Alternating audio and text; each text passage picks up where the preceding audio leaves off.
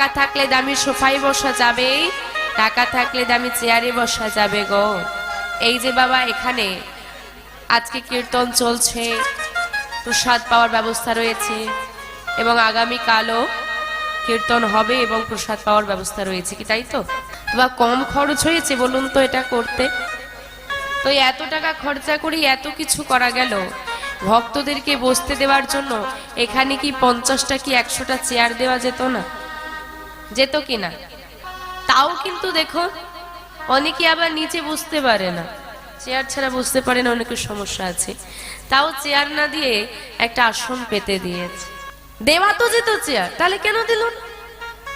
কারণ মাগো এই যে আসন, এই যে ধুলা, এই যে সাধু সঙ্গ একত্রিত হয়ে আসনে বসা, এর যে মাহাত্ম্য কত বড়।